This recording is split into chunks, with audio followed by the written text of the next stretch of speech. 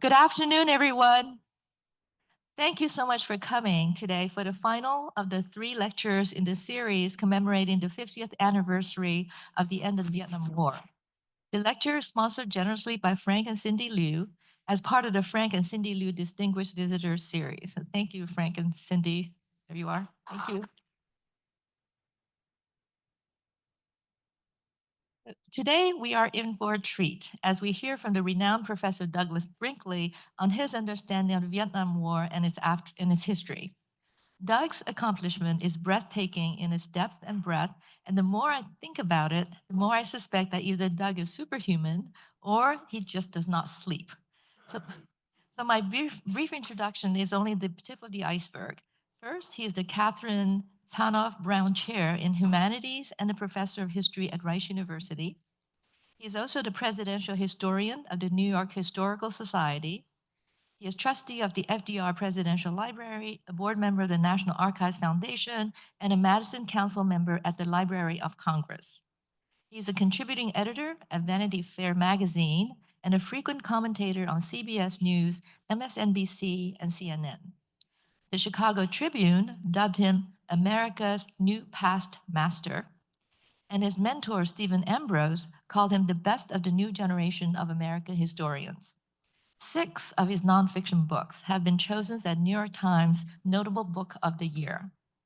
His writing has also garnered environmental leadership prizes from the Garden Club of America, the National Parks Conservation Association, and the U.S. Fish and Wildlife Service. In his book, The Great Deluge, Hurricane Katrina, New Orleans, and the Mississippi Gulf Coast received the Robert F. Kennedy Book Award. In his spare time, he is also a music producer. He earned 2 Grammy Awards for Presidential Suite, a large jazz ensemble, and Fandango on the Wall for Latin jazz. He's a recipient of 7 honorary doctorates in American Studies. His 2-volume annotated Nixon Tapes recently won the Arthur Link Warren Kuehl Prize. His most recent book is Silent Spring Revolution, John F. Kennedy, Rachel Carson, Lyndon Johnson, Richard Nixon, and the Great Environmental Awakening. Doug received his BA from Ohio State and his PhD from Georgetown University. He lives in Austin, Texas with his wife, Anne, and 3 children. Please welcome Professor Brinkley.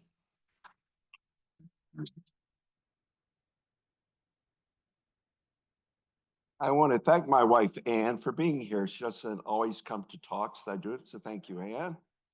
And the only correction I have to make is we had 3 kids living there, but they're all in college now. So we have 3 in college, and some on the West Coast, and 2 on the West Coast, 1 on the East Coast. I'm here. Anne Chow asked me to be here, and I think it's great what she's been able to accomplish with your center. Particularly, I love the Oral History Project. And I'm glad to be the person who wraps up really a look at Vietnam. We are now, this April, is 50 years since the United States, pulled out of Vietnam. And I was going to reflect on the war, but before and tell you a little, my history personally with Vietnam is I was a kid. My mom saved drawings I did, and I see ones from 1967. In fact, we have one in our house where I'm showing a helicopter and a ladder coming down and people with machine guns that I drew. And I realized I drew Vietnam War because it was on Walter Cronkite and CBS News, and we were forced to watch nightly news in my house. And so Vietnam kind of had a hold on me early, as it did our entire country. And later I wrote a biography of Walter Cronkite, who grew up here in Houston. It was a mother raised him, and he was raised by a single mom, went to Lanier, and he got lucky. He took a journalism typing class, and he got the bug and started working here for the old Houston Post. Cronkite used to cover Galveston gambling and nightlife. And then he would at night his voice was a bookie for horse racing to make extra money on the side. He went to UT and then dropped out and covered Texas as his beat, Walter Cronkite. First big story was an explosion of a gas factory, and he covered it live by calling on it from a payphone. And of course, he's so famous for the assassination of Kennedy in Dallas. And what I've looked at in my life is Cronkite was the voice of it. Some people used to call, there were 7 Mercury astronauts. He used to call him the 8th Mercury astronaut because he did so much space coverage for CBS.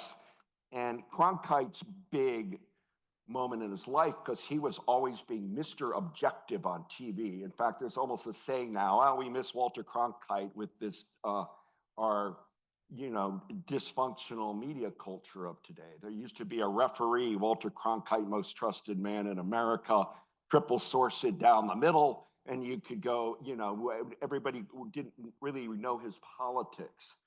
But he kind of came out in a big way in March of 1968 when he wouldn't do it on his nightly news program, but he did a nighttime 1-hour documentary called Vietnam: Who, What, Where, When, and Why.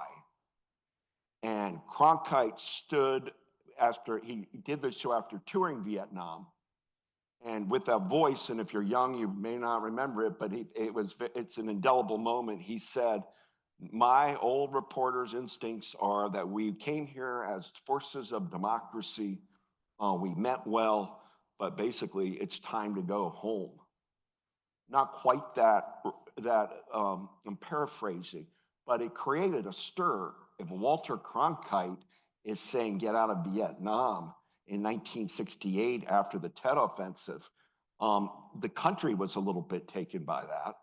And certainly Lyndon Johnson was, because LBJ, raised in Texas, his wife, Lady Bird, went to University of Texas. She graduated there, and she owned a CBS News affiliate. That's how her family made money. And Lyndon Johnson's close friend was Dr. Frank Stanton, the president of CBS News. And here is Cronkite on CBS saying, we got to extract ourselves from here. This isn't making sense. And of course, Cronkite felt that strongly about the moral implication. But then he went and talked to Bobby Kennedy about running for president. And of course, we know what happened in '68. Robert F. Kennedy killed in Los Angeles, and Martin Luther King killed in Memphis, and the Democratic Party in disarray in Chicago. Nominating Hubert Humphrey, and Richard Nixon, the new Richard Nixon, the Nixon who had been a vice president for Dwight Eisenhower for 8 years and ran against John F. Kennedy in 1960 and lost by a hair. People thought Nixon was done with. And here, out of this tumultuous year, '68, Nixon wins. And Nixon's view on Vietnam is not what Lyndon Johnson did. Johnson went on national TV in late March of '68, shocked everybody, and said, I'm not running for president again because I have to deal with the Vietnam War. He also had a bad heart. His health was deteriorating. He was chain smoking. So there are, I think, multiple reasons, but his abdication, it was unique when Joe Biden stepped down and made way for Kamala Harris. That Lyndon Johnson analogy was being floated a lot. Why doesn't he do what LBJ did? Just step down. It's not instinctive for a power politician to step down like Johnson did. And so Nixon takes over the war with the idea of peace with honor in 1969. I'm going to pick up with that year 69 in a minute. But let me tell you, guys, Vietnam isn't just the war over there. It is just 7 letters, but it defines a generation of America. Just the letters, Vietnam. For some people, it meant the anti-war protest. That, hell no, I'm not going. I'm not going to be drafted. I don't have the right to vote, but you're going to send me to fight in Vietnam. To other people, it was a crucial battle in the Cold War that the United States, yes, the Korean War was hard. And Eisenhower had to get us out of it in June of 1953, but we like to feel we won the Korean War. And sometimes you have to fight these wars, Korea, Vietnam, Berlin, Cuba, these battles to win the Cold War. Its aim was the destruction or the deterioration of the Soviet Union, which of course finally broke up in 1991, and we're now living with a kind of resurgent Russia. But always think of the Vietnam War in the Cold War context of America 1945 with Harry Truman straight on through to 1991 with George Herbert Walker Bush. The United States, we tend to think it's got officially involved with Vietnam with Harry Truman a little bit, and only to the sense that Truman set up our containment strategy, and he ended up sending military advisors to help France in Vietnam. And it was a question of how much the US would do, but Truman had his hands filled.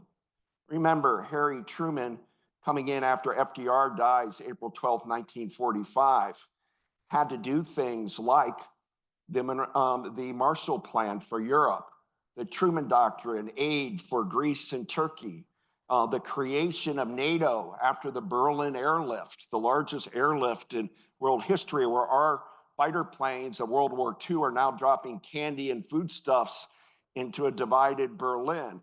He had to oversee with the United Nations and the creation of the UN. He had to deal with the birth of Israel.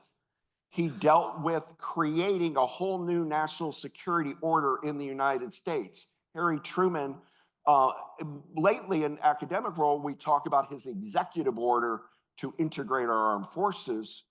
But the big thing that ate up a lot of Truman was reorganizing our country. And Truman creates the Pentagon. He puts our first Secretary of Defense. We used to have a Secretary of War. Now we create the whole Defense Department apparatus. He creates the Joint Chiefs of Staff, the National Security Council, National Security Advisors, Department of the Air Force. I can go on. It's this major rehaul after World War II. And we were looking at what are America's spheres of influence, and we weren't thinking a lot about Vietnam because we were so involved other places.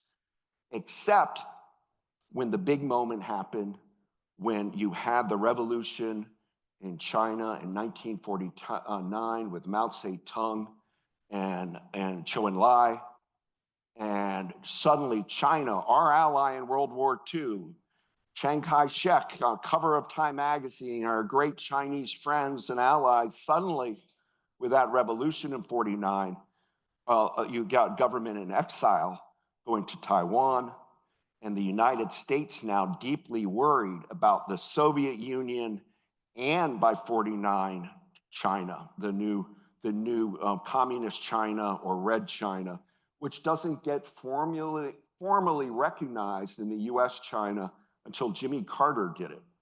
Nixon and Kissinger get the breakthrough credit, but it finally happened. In fact, Carter wanted to move he was looking to put our consulate for China in Atlanta and wouldn't do it because he thought it looked too political. It was his home state, and started looking at Houston. But things changed after 1949. First off, Truman and all of American presidents start a containment strategy, containing Soviet expansion and Chinese expansion. In the simple ways, containing communist expansion. The big kickoff moment for that is when Winston Churchill came to Fulton, Missouri, and gave it's now Truman State University, but it was called Westminster. And he went there and said, there's an Iron Curtain across Europe. And, yes, we liberated at D-Day and the Battle of the Bulge and the taking of Berlin. We liberated Western Europe, but Eastern Europe is still on the iron grips of Soviet totalitarianism.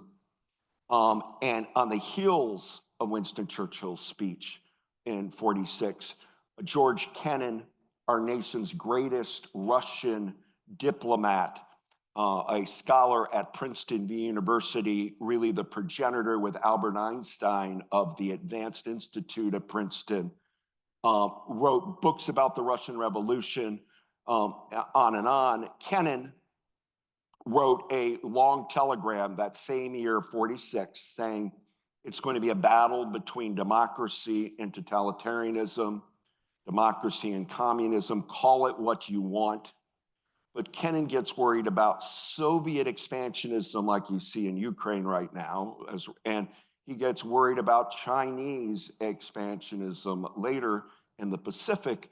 And hence, not only on Kennan's long telegram, he then writes in 1947 what's known as the Mr. X article. He did not want his name in newspapers, Kennan, because of his government connections, so he published it under Mr. X in Foreign Affairs. That's the quarterly journal for the Council on Foreign Relations. And now with Kennan and James Forrestal, our first Secretary of Defense, all are really worried that even though World War II ended, we are in a new kind of global situation, and we're going to have to stop the expansion of communism wherever it occurs. We're not going to be able to undo China. We're not going to be able to undo the Soviet Union, but we can hold a firm line. And that meant we had to create these like defense perimeters around the world.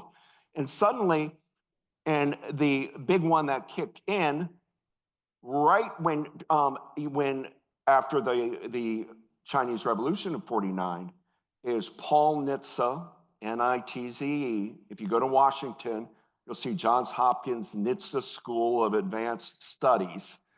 Paul Nitze made a lot of money on Wall Street, kind of developed Aspen and the like. He wrote a document, NSC 68, that said the United States has to stay on a permanent wartime footing to stop communist expansionism, meaning American taxpayers are going to have to keep paying to make sure the American, our defense and our military was supreme. And that NSC 68 doctrine comes out, and boom, North Korea invades South Korea. And we have the Korean War, which ate up a lot of Truman's clock because Douglas MacArthur was leading that effort. And MacArthur thought, let's bomb China now. Let's invade China. Let's do what we can. And no, the answer was just we're not in to overturn countries, but to push the North Korean troops out of South Korea. That the United States at all costs will protect South Korea, and will protect Taiwan, and will protect the Philippines, and will protect Japan, where for 7 years we were writing the Japanese constitution and getting women to vote in Japan. And it was a majestic rebuild in Japan to turn our enemy of World War II into such an ally.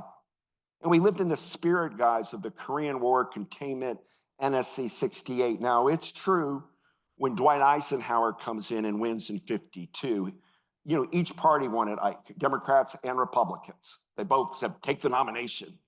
You know, he was the supreme allied commander of World War II. His book was sold like the Bible. It was that popular, his memoir. He was head of NATO and president of Columbia University. And he decided to run as a Republican because he's born in Texas, Eisenhower. You can include him as a Texas president, but really is associated with Kansas, where his presidential library is. But Eisenhower liked the idea of defense on the cheap, or what he would call the new look. What he saw dangerous about what Truman did was pouring troops into Korea. How many Koreas can we have? How many 500,000 American troops are we going to put to stop expansion? And Eisenhower wanted to rely more on the recently created CIA to do covert operations. to use, back channel diplomacy and to perfect our nascent missile system. The United States did not build missiles during World War II, guys. Yes, FDR signed an executive order creating the Manhattan Project. And not to get on a tangent, but do understand there are no executive orders in the Constitution. It's not there. Washington did the first executive order.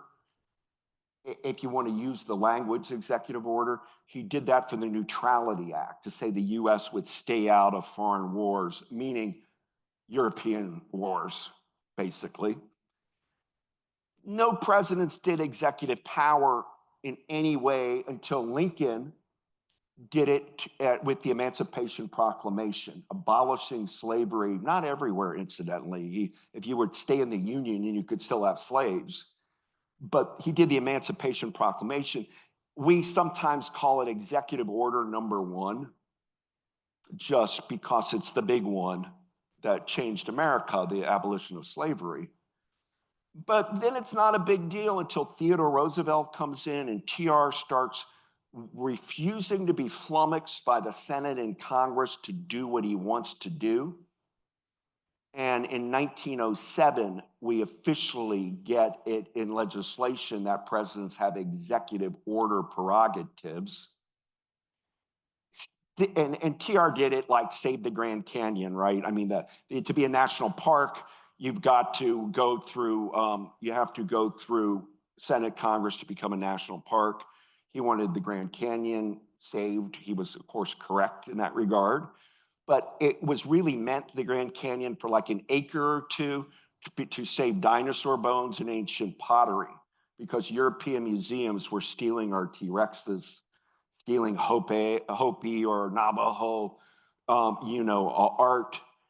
And the spirit of the Antiquities Act of 1906, this very elastic piece of legislation, the spirit of it was like for an acre, 2 acres, maybe 6 acres, an archaeological dig that the president, and the key word that TR picked up on as lawyering is the word science, because it says in that the Antiquities Act, in the name of science, a president could declare this acreage federal property, that T-Rex belongs to all of us. That is, ancient Kiva is an antiquity from America, not to be looted or vandalized. And he then brings his Rough Riders, who served with him in the Spanish-American War, stood on the lip of the Grand Canyon and said, "Do not touch it, God has made it, you will only mar it, leave the Grand Canyon alone."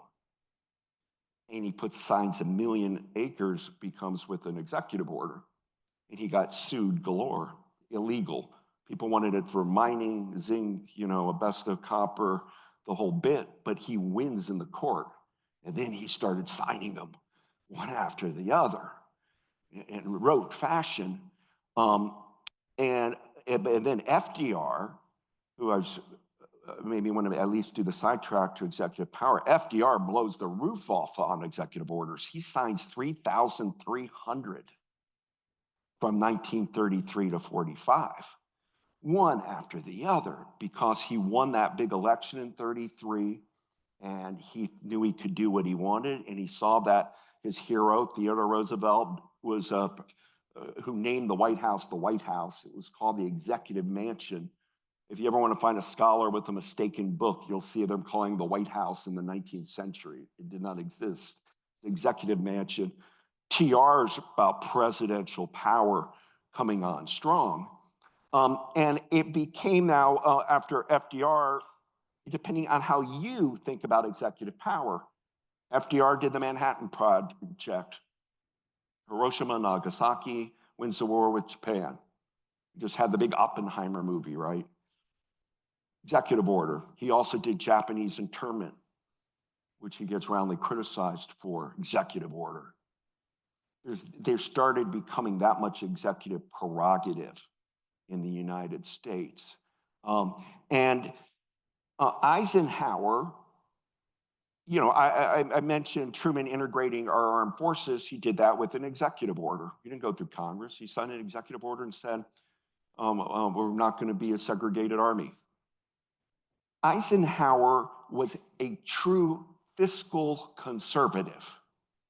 He was about balanced budgets. He didn't believe in Keynesian economics. He also feared what later be called the military-industrial complex, that we're going to go Korea everywhere. And in that spirit, at Dien Bien Phu, when the French lost their fortress in Vietnam, Indochina, Eisenhower didn't do much because he said it's a French problem.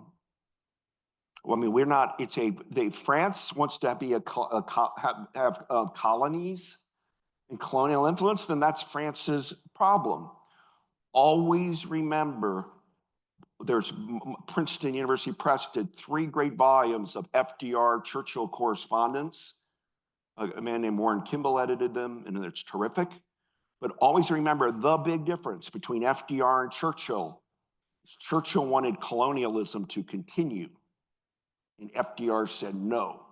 They're going to be all new countries, because he believed in the UN and the end of colonialization. And so, Eisenhower just said it becomes a French problem, except Eisenhower starts, and John F. Kennedy will pick up on, a real belief in the domino theory. The problem if you don't go in to help countries, if today we don't help South Korea if North Korea invaded, or we don't help Taiwan if China started doing massive cyber attack overnight, that it becomes a domino, right? It's just the metaphor that people can just see each. And in an exaggeration done in the 1950s by Joe McCarthy, the senator from Wisconsin, one goes, the next, if you lose South Korea, then you'll lose Vietnam, then you'll lose the Philippines, then you'll lose Japan, then you'll lose Australia, then you'll lose New Zealand, and now the commies will be in California.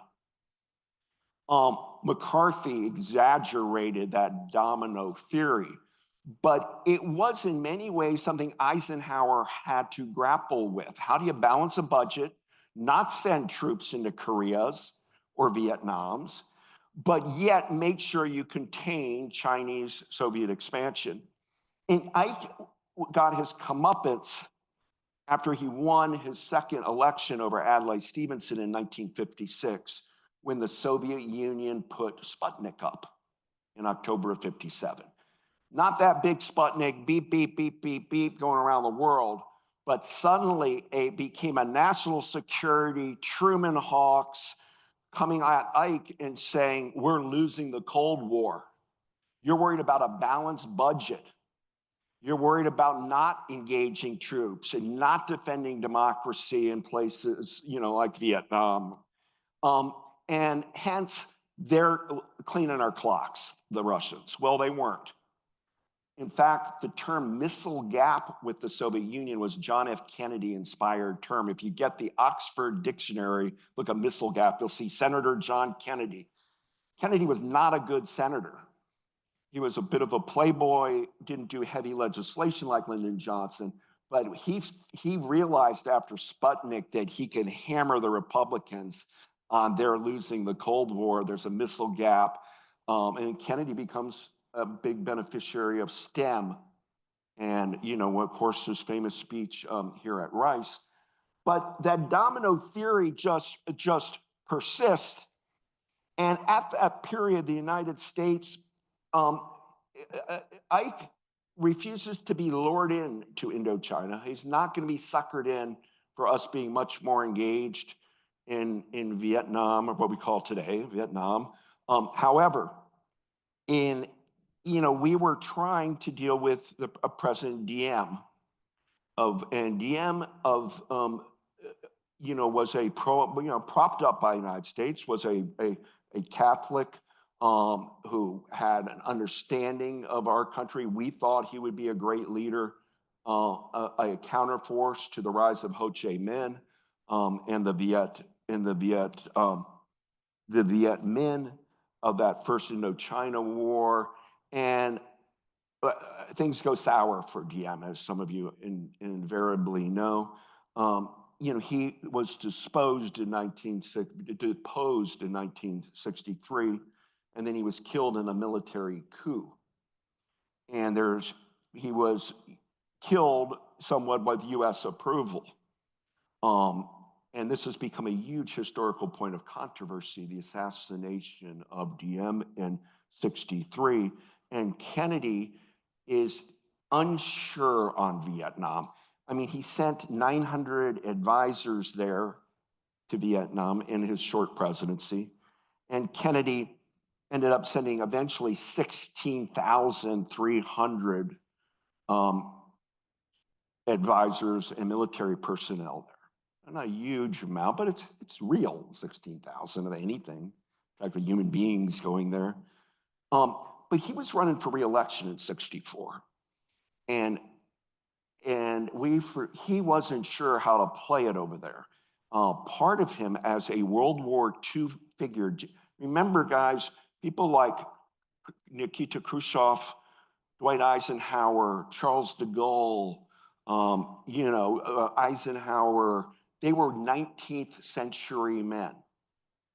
They were born in the 1800s. Kennedy was like 20th century guy, meaning those were the leadership of World War II, and Kennedy was just there in a mosquito boat in the Pacific and got famed for his crash, the PT-109, became a war hero. But on the pecking order, it was it's why his presidency was so dramatic, the young generation of World War II taking over for Eisenhower, the senior. And Kennedy, before he died in September of 63, went on Walter Cronkite on CBS at Hyannisport, Massachusetts, and intimated he would not get drawn into Vietnam, in a large way of sending American troops. And yet there are documents that show he would have. He gets asked a lot, who is Kennedy to blame for Vietnam? The answer is no, but he's culpable to some degree. The difference is Kennedy was going to win, and his only worry was if it's Barry Goldwater, if it's a hard right Arizona senator, Kennedy was going to get beat up on being weak on foreign policy. And this is a fear for Kennedy, but what he would have done, I don't think we could know, because he was eclipsed in November 63. And Lyndon Johnson inherits that mold of 16,000 and a lot of CIA top advisors in Vietnam without a full-bore Korea-like commitment to protecting South Vietnam from the North Vietnam. And more, Johnson got paranoid that he shouldn't have, because he was going to clean the clock of Barry Goldwater. Goldwater in 64 was too ideologically right. Johnson had come and done the Great Society, big speech at University of Michigan, and we're going to have a war on poverty, and we're going to create all the ingrained big government programs with LBJ, right? NPR and PBS, Wild and Scenic Rivers, creating of a Department of Transportation, Head Start, after-school programs. It's the whole Great Society. But he had a weak spot. He thought he was on a roll in domestic.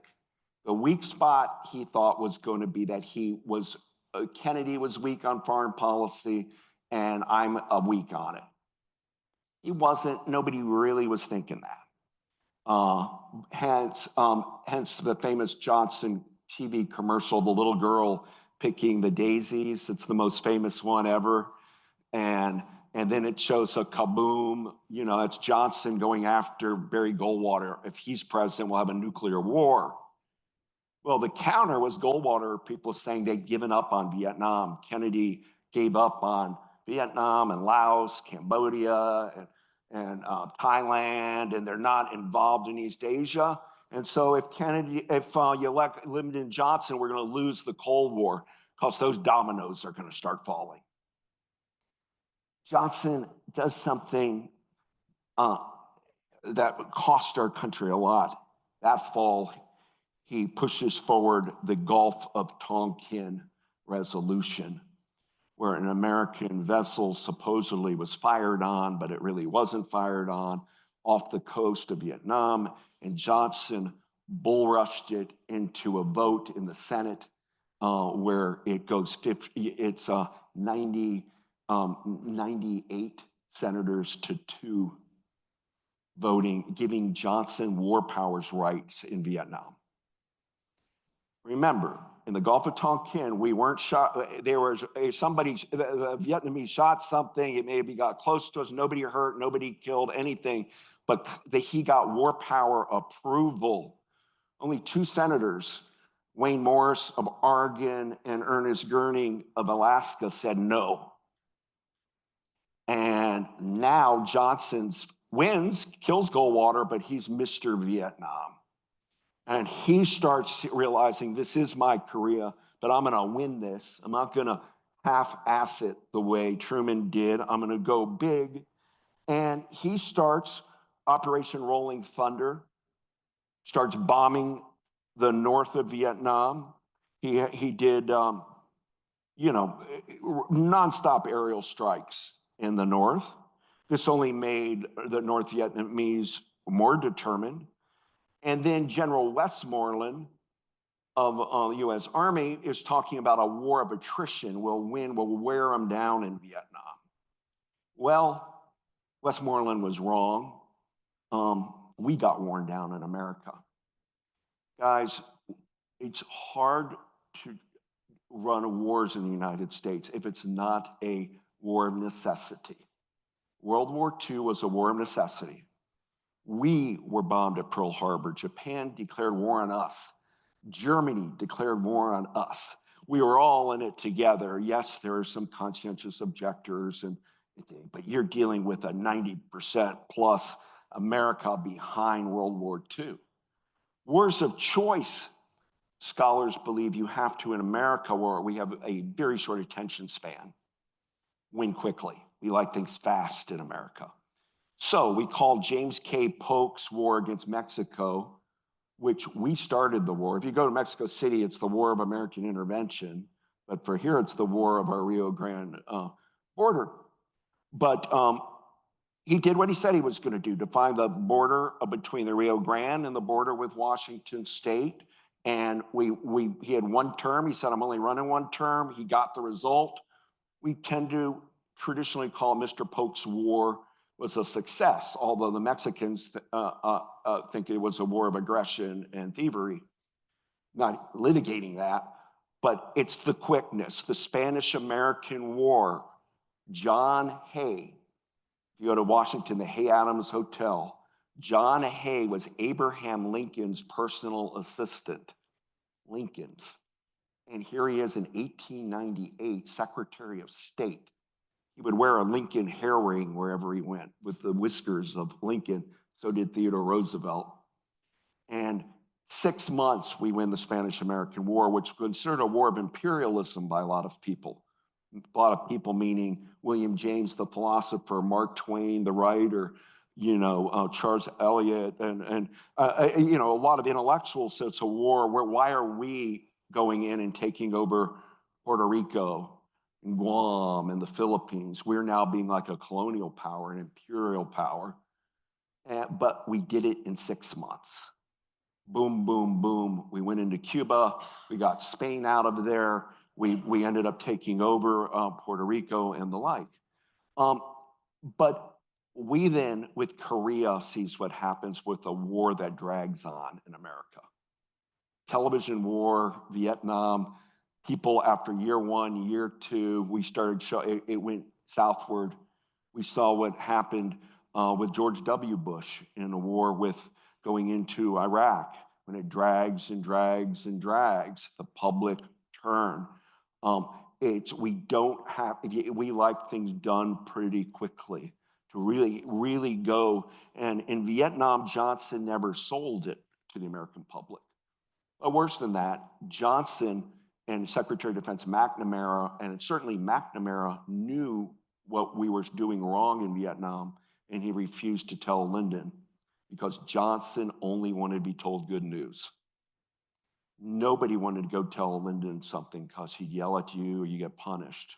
That's a problem when you're a president and you don't have advisors that can tell you truths. And here Johnson on the king of the world with the great society, and now he's getting mired in Vietnam, and CBS News in 1965 ran a man named Morley Safer. I don't know if any of you remember Morley Safer, but Morley Safer's Canadian, and he got hired by CBS News to open a Saigon bureau. And Morley Safer and a Vietnamese cameraman went in and they got photographs of American soldiers burning a civilian village, kids screaming, horrible video that put a bad light on this group in our armed forces. Never would such footage have been able to run in America during World War II or Korea due to censorship, due to getting behind the troops. But the 60s were a different era. And Lyndon, that footage got shipped to Japan, San Francisco, to New York, and in a little dark room, Don Hewitt, who created 60 Minutes, and some other CBS people looked at the footage and said, let's run it tonight. And lo and behold, on CBS News in 65, it looked like the American troops were bad guys. 8 great pro-America, we're saving Vietnam for democracy pieces that have been going on all week, but here was another one that didn't put us in a good light. That night, Frank Stanton called Lyndon Johnson, and he answered the phone, Stanton in his sleep, and he said, Lyndon said, Frank, and he goes, is that you, Mr. President? And he goes, yes, it's your president calling you, Frank. Today is one of the worst days ever in American history. And Stan said, what happened? Because he was sleeping. Maybe something just happened, And he's like, and Johnson said, your communist reporter shat on the American flag in front of millions of people. And Stanton, now awake, said, oh, no, you mean that story we did tonight on Nightly News? Oh, no, he's not a communist. That's Morley Safer. He's from Canada. And we checked him out. And Johnson says, Canada, I knew there was something wrong with that boy. Because no red-blooded American would put that on the air, and off Johnson went. And, Johnson couldn't understand that changing media environment. The great Bob Dylan, who won a Nobel Prize folk singer, had a song, Ballad of the Thin Man that year, when Dylan's going, something is happening and you don't know what it is, do you, Mr. Jones? Mr. Jones was a lot of things in the song, but it was the establishment of the Cold War, the domino theory, the containment, the Jim Crow orthodoxy, not understanding the revolt of the counterculture, not understanding times have changed. Johnson couldn't believe it, and he got more and more ill from that in 66 and 67 till you get to that year of 68, and he's having to deal with things like the man, Lyndon Johnson, who did the Civil Rights and Voting Rights Acts of 64 and 65, who is supposed to be worshiped by Black America, did everything for Dr. King in his mind. In 1967 at Riverside Church in New York, Martin Luther King denounces American involvement in Vietnam. Johnson couldn't believe it. After all I've done for Black folks, the one president who did it, and King's turned on me over Vietnam. And so it really defines the era in the 60s. But by the time Richard Nixon, as I mentioned, comes in the North Vietnamese in 68, 69, and the Viet Cong, working, there are a couple of issues worth noting. One is it's hard to run a guerrilla war You know, George Washington is why he's in your dollar in your pocket. Our Capitol's named after him. Ken Burns is about to unspool a multi-8-hour history of the American Revolution centered on Washington. We all know George Washington. Washington's genius was he was a guerrilla fighter.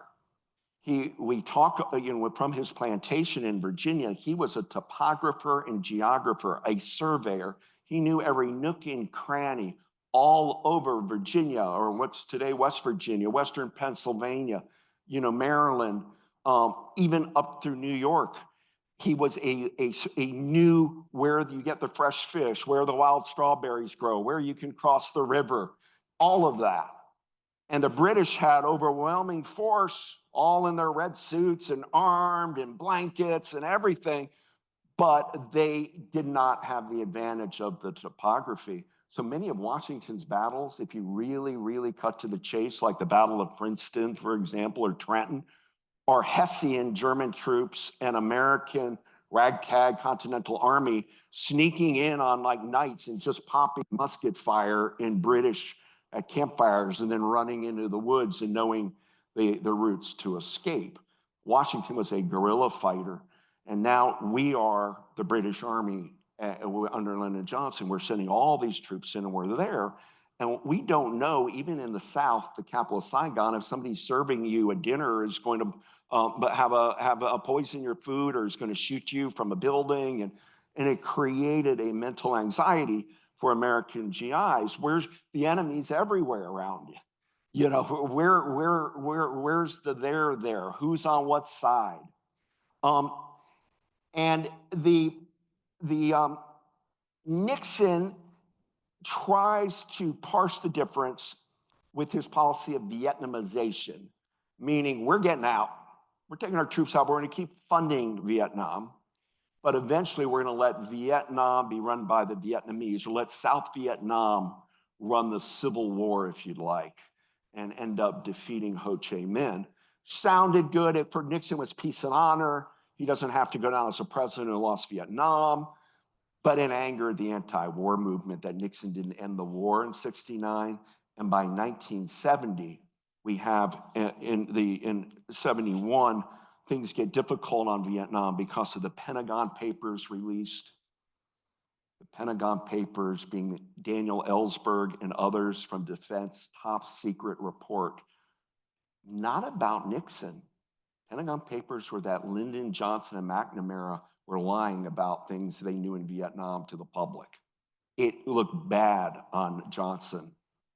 Nixon thought it was turncoat treasonous to publish the Pentagon Papers, even though it would have looked bad on the Democrats and more like, I didn't know, Johnson did all that.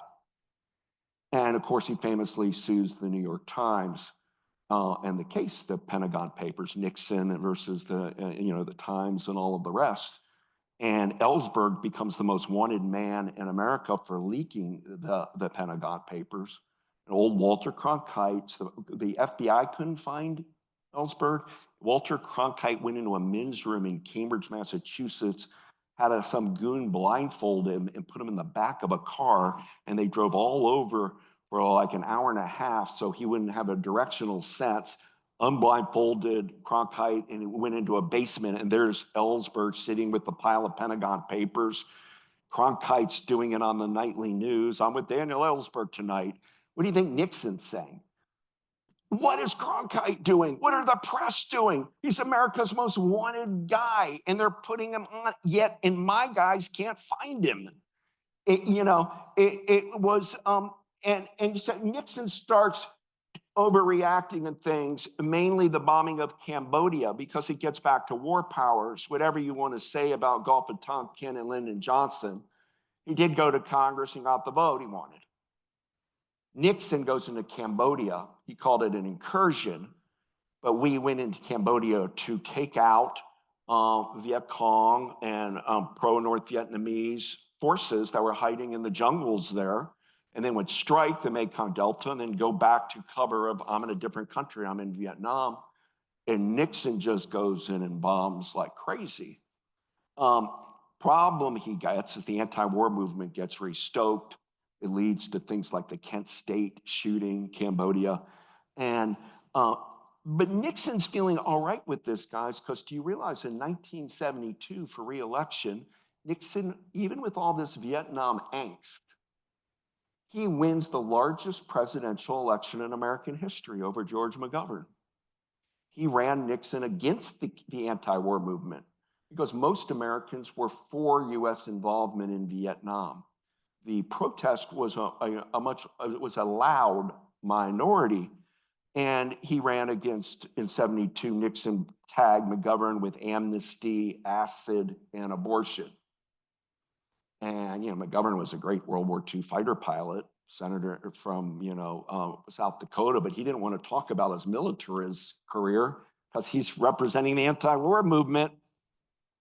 When I edited Nixon Tapes, which Ann mentioned, it's really amazing. In December 72, you hear Nixon talking to himself.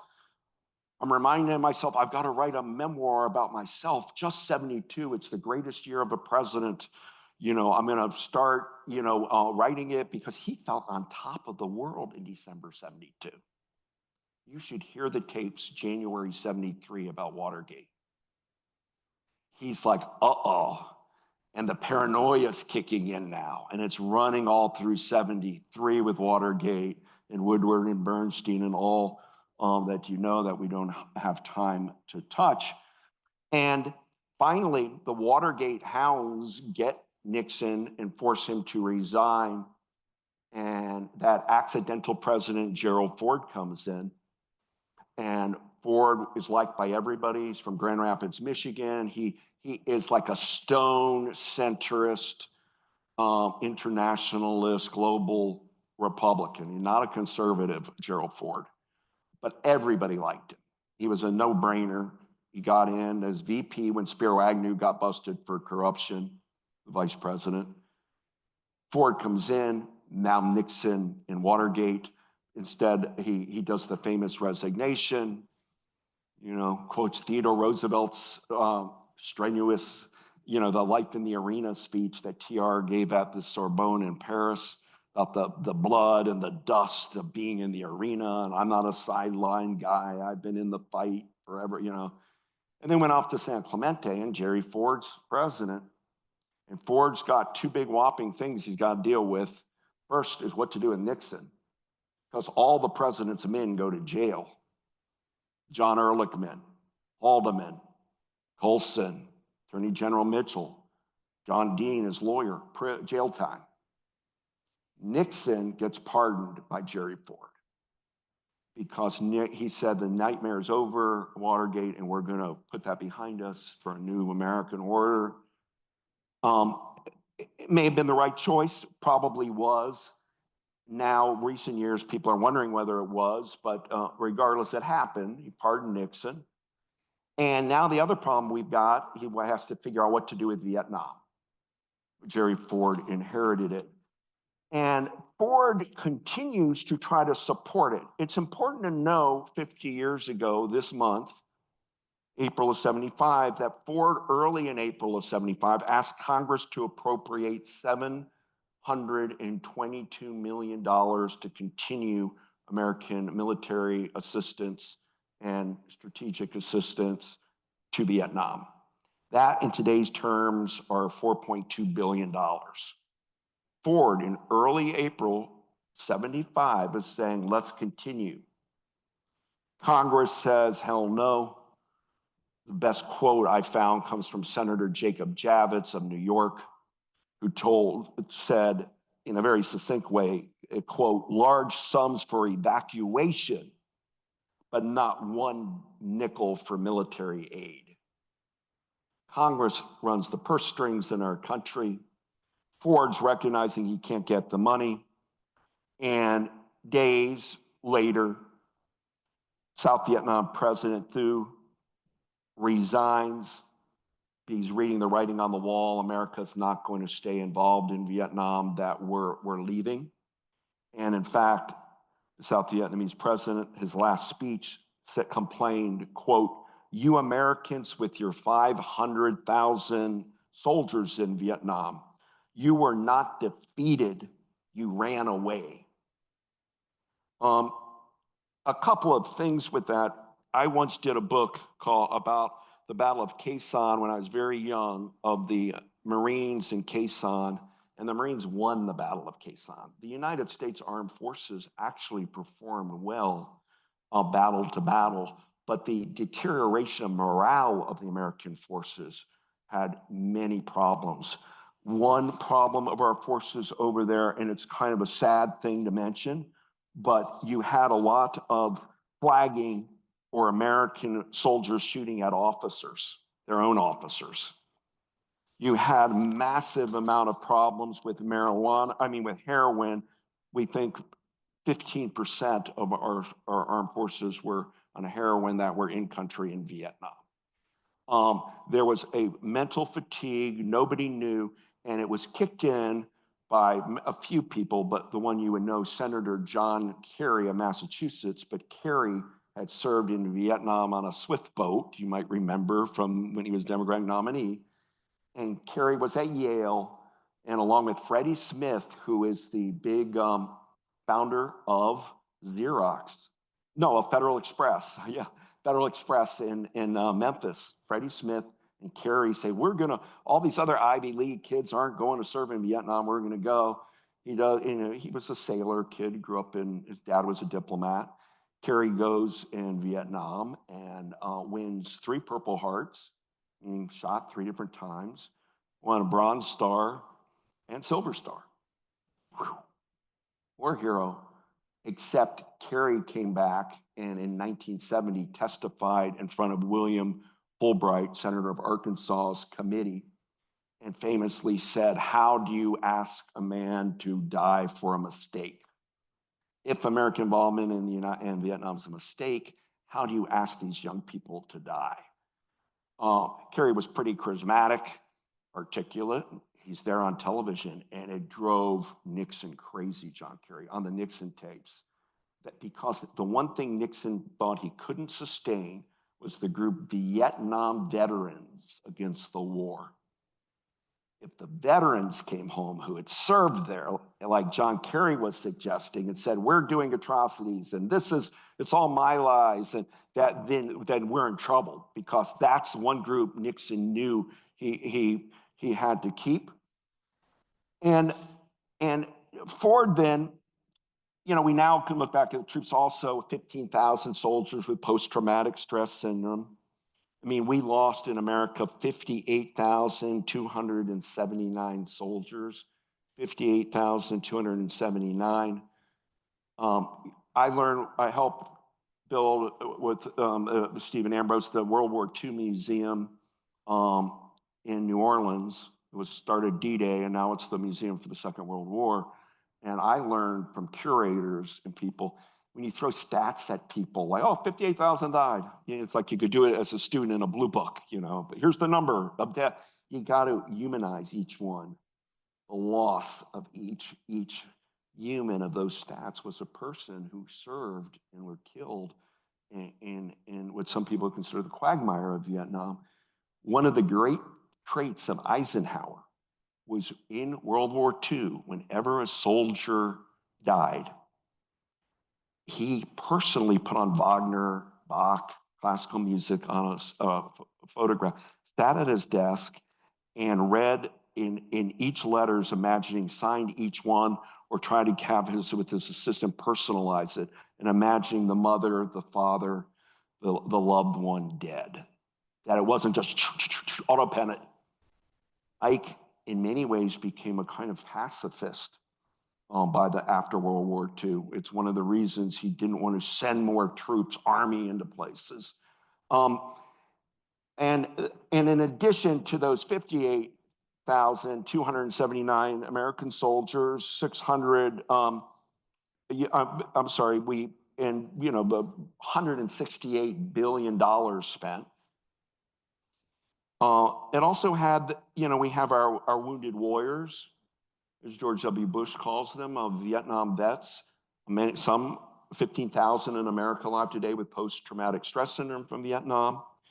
We had new terms like Agent Orange and the like about chemicals hitting mainstream culture. People want to blame who did what went wrong. And the answer was probably a Cold War mentality that stayed in of that containment strategy, that maybe you had to find a way, but there are many lessons. Some people will blame it on TV, the news journalism. Some people will blame it on, on drugs. Some people will blame it on not an honest draft. That, if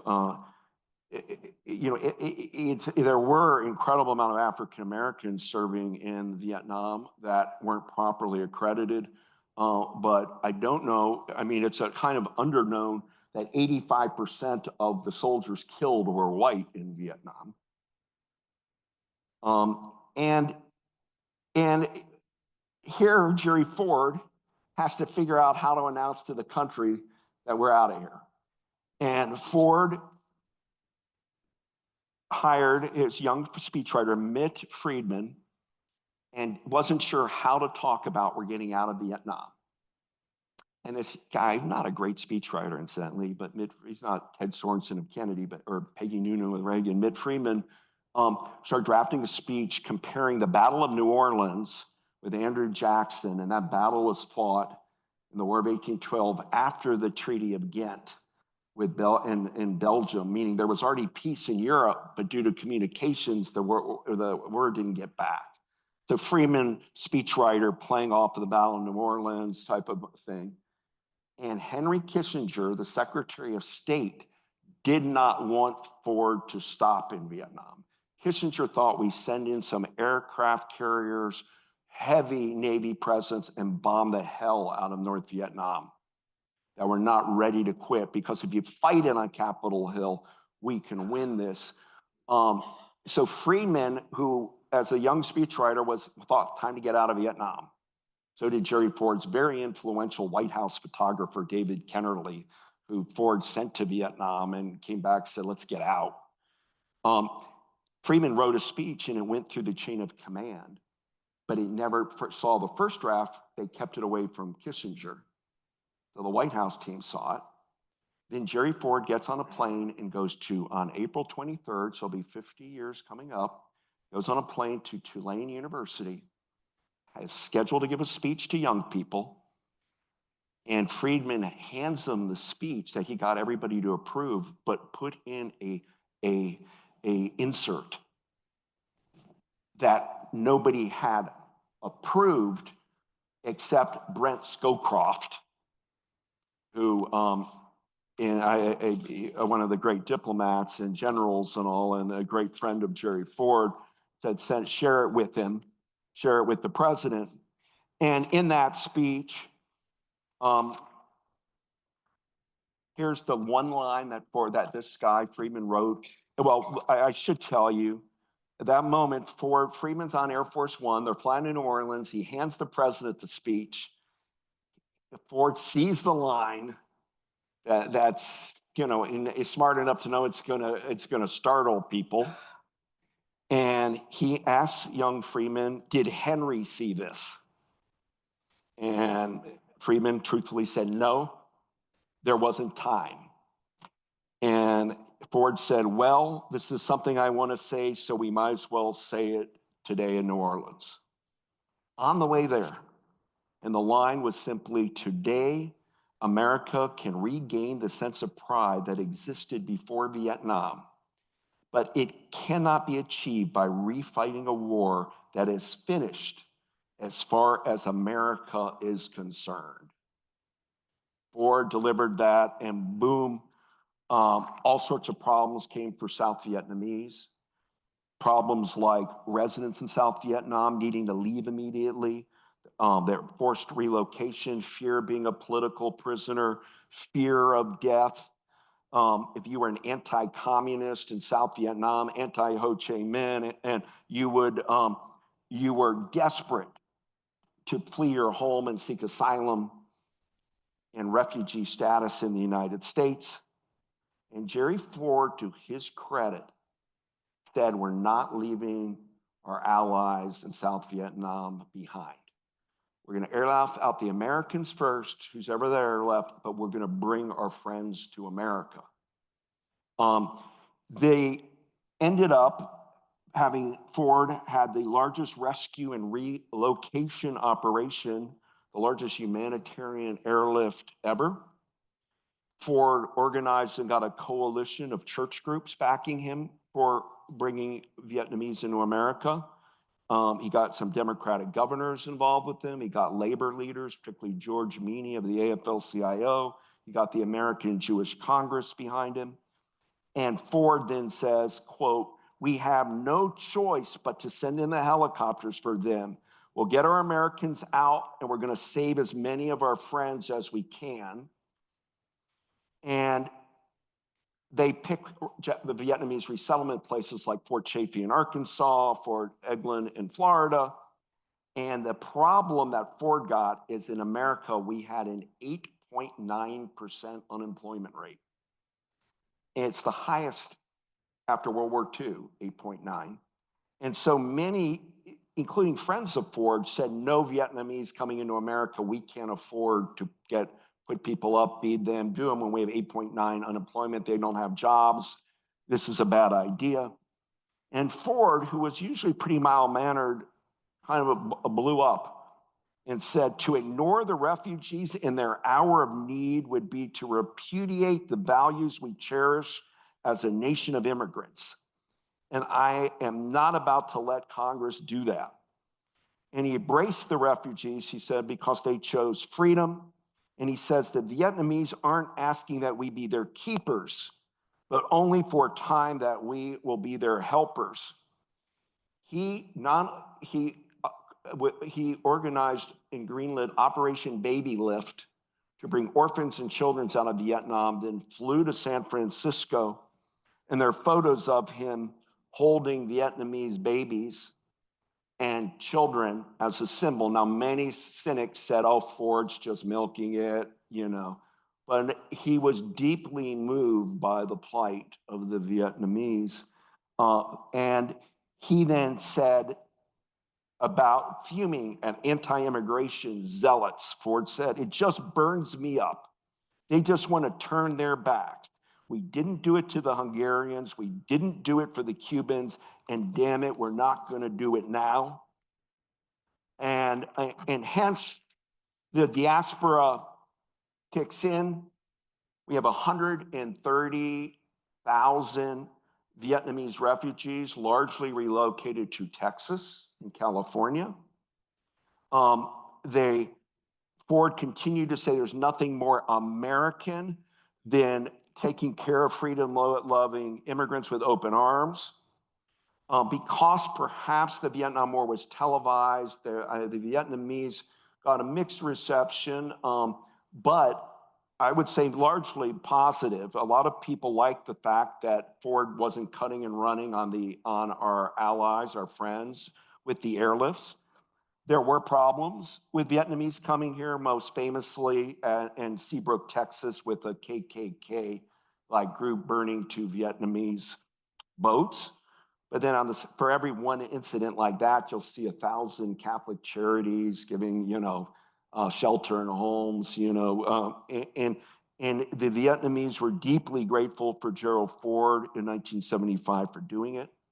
And when we travel around America today, whether you go into the Gulf South, a fishing village, or whether you're in the tech corridor of Silicon Valley, around San Jose, whether you're go to one of the great Vietnamese restaurants of Houston, you see a group that came here and thrived. We have 2 million Vietnamese who risked their lives for freedom to come to America. Ford gave them this opportunity, helping hand. They crowded boats, cargo planes, fled across the South China Sea, did whatever they could. And in return, we've all benefited from having Vietnamese come to America, because the core philosophy of the Vietnamese and of their culture is an emphasis on being part of we.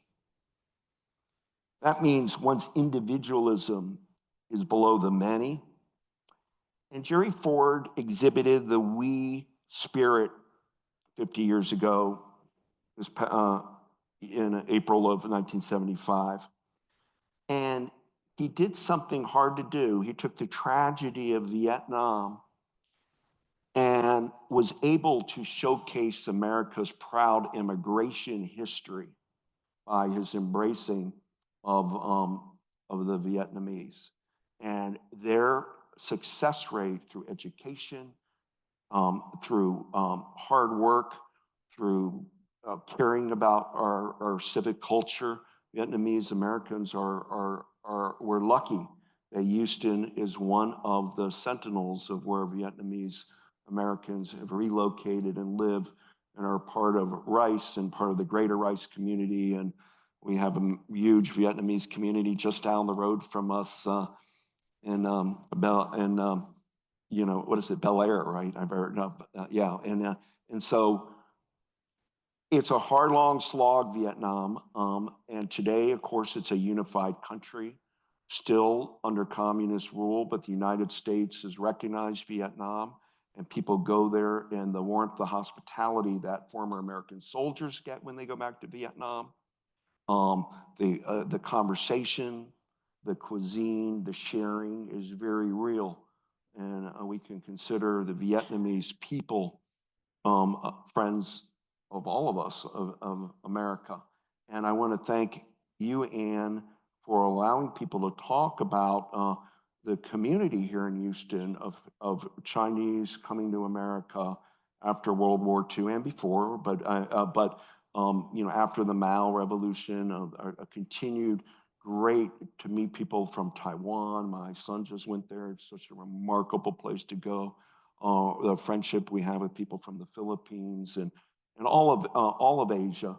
But the Vietnam story in the end, I think of Gerald Ford needs to be told, because we're living in a time where you're hearing a lot of anti-immigration voices, and instead we need to be proud of our immigration heritage and praise the Vietnamese who had the courage to stand up for democracy, to try to thwart the Viet Cong and totalitarianism, and resettled in our country, and it made us a better place.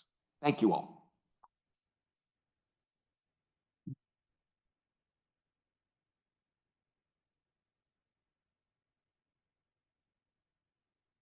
Thank you, Doug. I think we have some time for questions. And I have a microphone here. Hey, did you want me to repeat the questions or just have people? Okay. Yeah, do you want to start? Oh, I'd love to. Doug, thank you so much for that speech and all those great insights.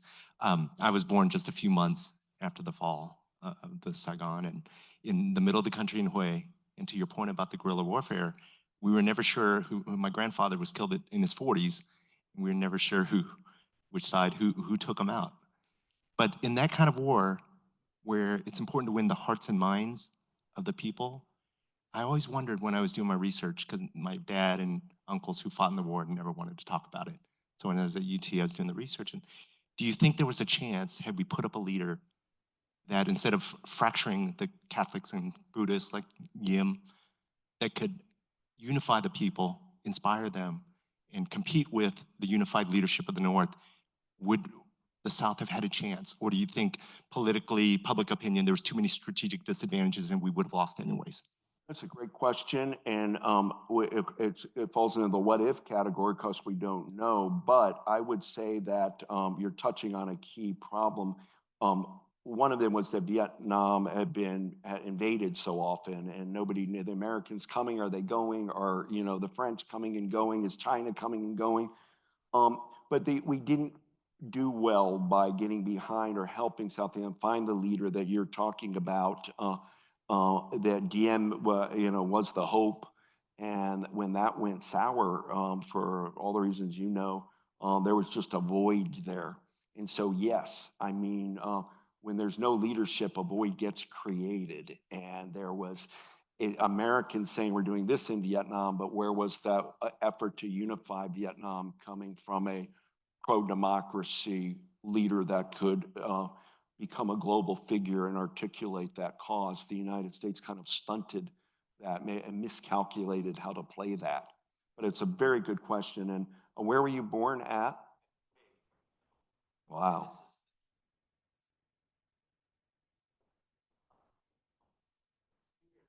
Exactly.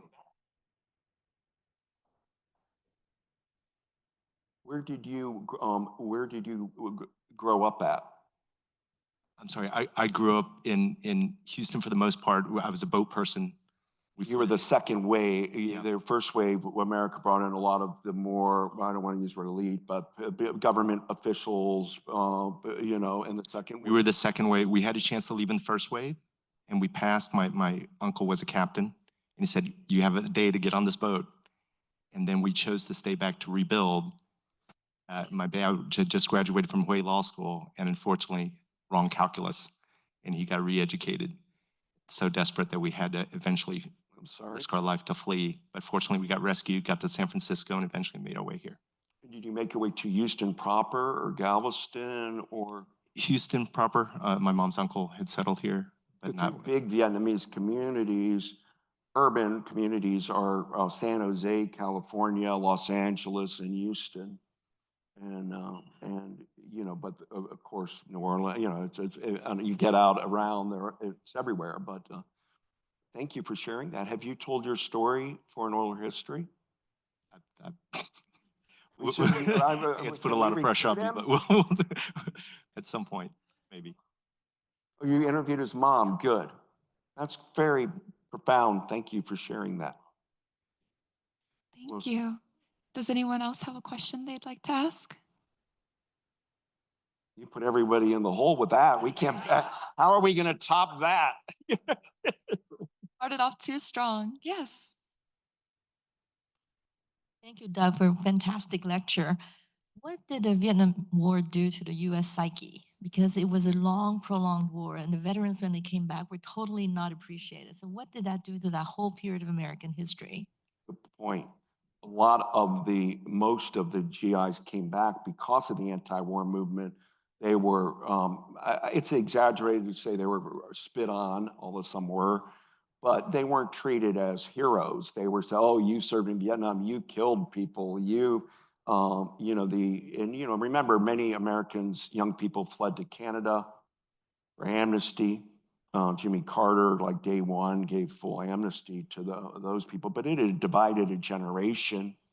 And of course, we started getting, under Nixon, started moving the age to be able to vote to 18 because we were sending people to go kill in Vietnam and they couldn't even vote here at home.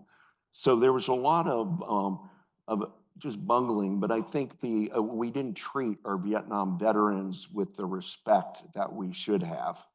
And I do believe it's changed, but not enough.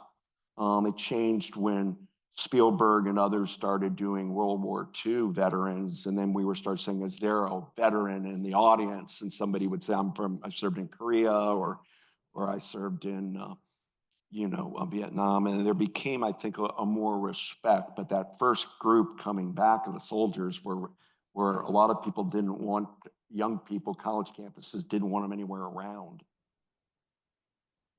But it's not, you know, some places did, some didn't, but it's a very important point. Thank you. I think a question over here.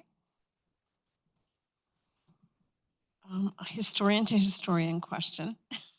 I'm wondering if you see a process by which the United States or our population learned anything from Vietnam, in the sense that the whole Iraq situation, I guess for some of us who were a little too young to experience the Vietnam protests, wondered why have people learned so little, and especially the government, the way the government maybe misunderstood the population during the Iraq War. So maybe if you can do a very slapdash comparison about the relationship between war and civil society in those two settings. Very important question, as always. This is my dean, I have to say that.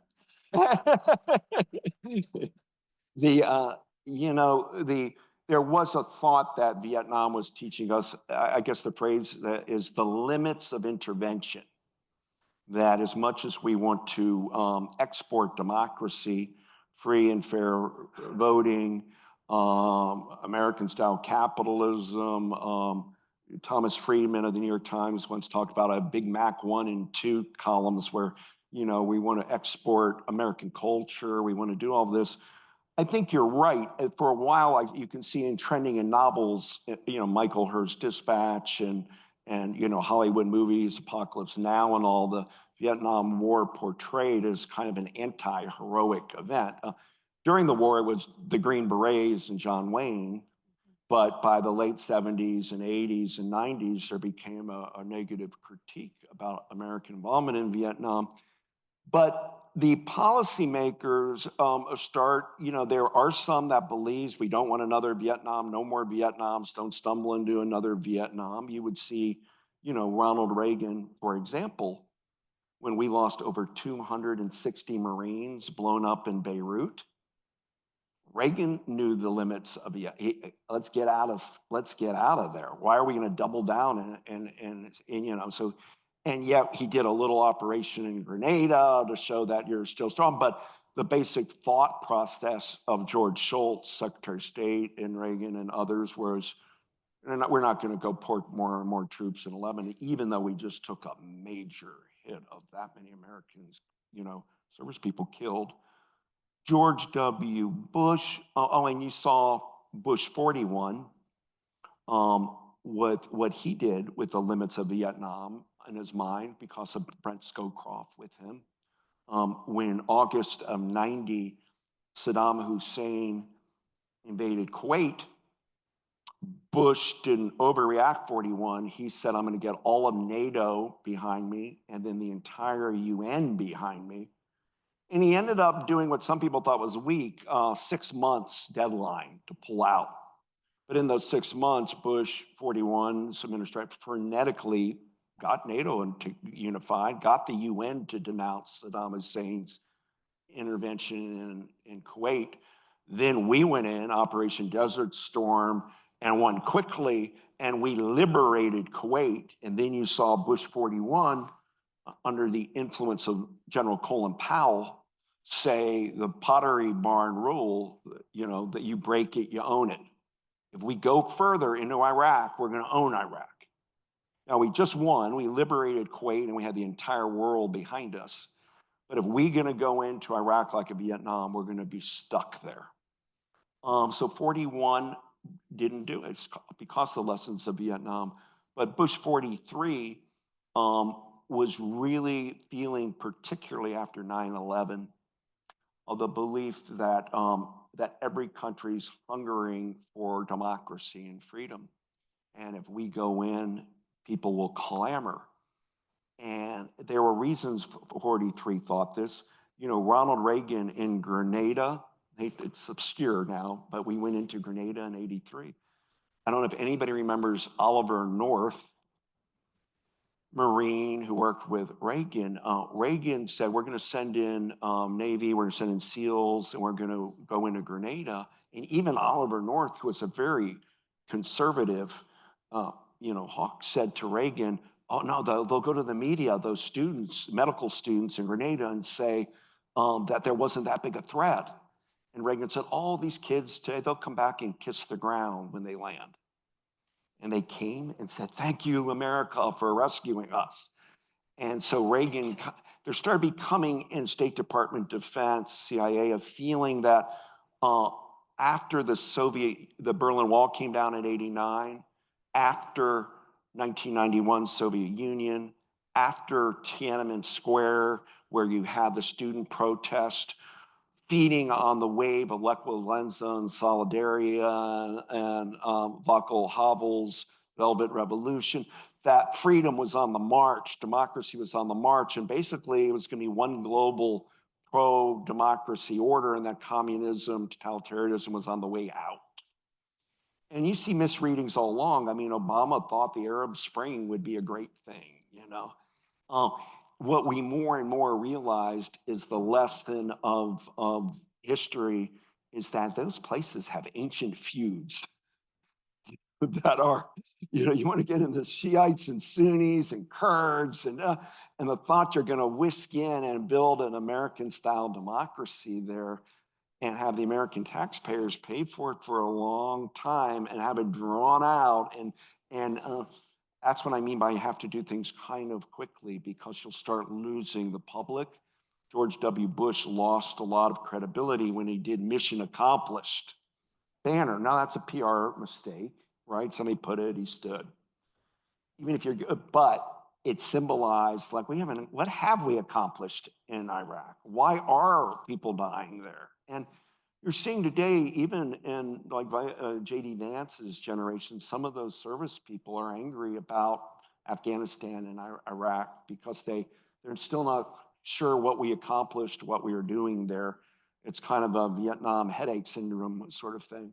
And so you got to be careful with the idea of terminology like we're pro-democracy, because democracies are hard to do, and running fair and free elections are hard, and making sure a country is ready for that. It seemed like the world was when you had the Philippines, kicking out Marcos. You had, there was a feeling that of this wave of global democracy, but it's now in a holding pattern or coming apart at the seams. So we always have to be careful of sending our troops abroad. I mean, notice we're living in the age of Iraq, Russia, but we're not sending American troops. Notice that we're living in Israel, Gaza, sending all the support, but we're not sending American troops, because it's a moment that the public turns on when they get the American bodies back, and you're hitting communities.